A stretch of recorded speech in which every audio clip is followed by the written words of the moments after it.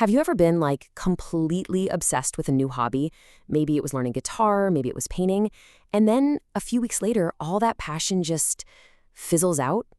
If that sounds familiar, you are in exactly the right place. Today, we are diving deep into the surprising science of why so many of us pick up and drop hobbies so fast.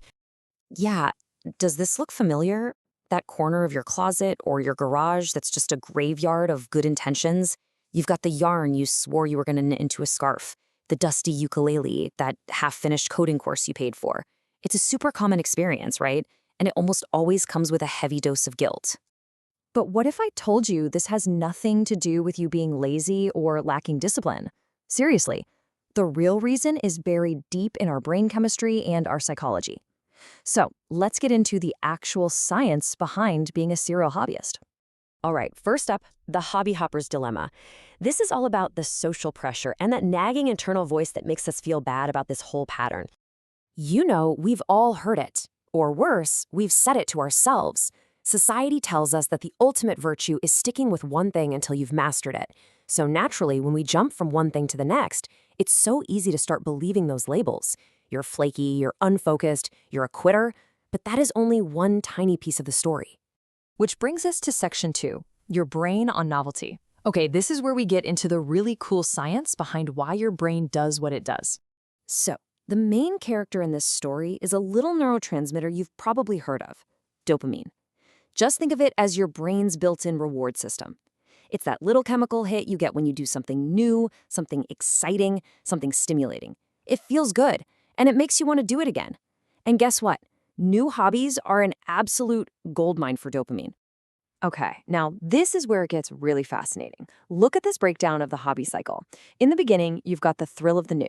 The learning curve is super steep, right? You're making progress you can actually see, and your brain is just showering you with dopamine. But then you hit the grind of mastery.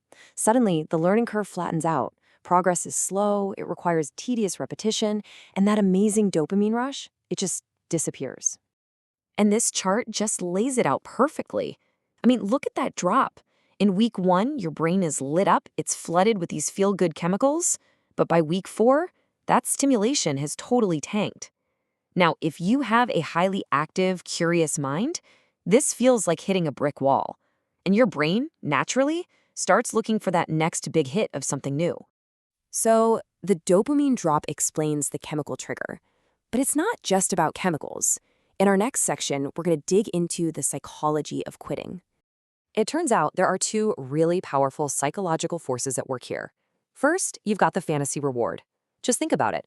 Buying all the gear, setting up your workspace, and just imagining yourself as this amazing painter, it can actually give your brain a little taste of achievement, almost like you've already done the work.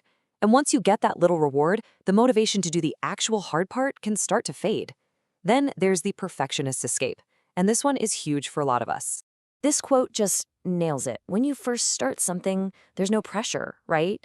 You're a beginner, you're supposed to be bad. But once you get a little bit good, your own standards shoot way up. And that gap between where you are and that perfect image in your head, it gets really frustrating. So quitting, it's not weakness. It's actually a subconscious defense mechanism to protect your ego from that feeling of failure. Okay, so we've talked chemistry, we've talked psychology, but what if we've been looking at this entire thing completely wrong? This next section is all about reframing the whole conversation. Let's talk about the curious explorer's identity. This is the big mind shift right here.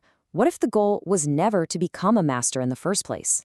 What if, for people with really active minds, the main driver is just to figure out how something works? Once you've learned the basics, once you've scratched that itch and satisfied that initial curiosity, your brain is totally ready for the next puzzle. You already got what you came for. And this is how we can completely change our perspective. Look at this. You're not flaky, you're adaptable. You're not uncommitted, you are deeply curious. You're not wasting money, you're investing in a wide range of experiences. And most importantly, you are not a quitter. You are an efficient explorer who knows exactly when your mission is complete. And that brings us to our final and I think most important section, succeeding at exploration. Let that really sink in for a second. This whole pattern of behavior, the thing you've probably been beating yourself up about for years, it isn't a failure. It's actually a success. It's the sign of a brain that is wired for the thrill of discovery, not the slow grind of mastery. You are successfully and very efficiently exploring the huge, amazing world of knowledge and skills out there.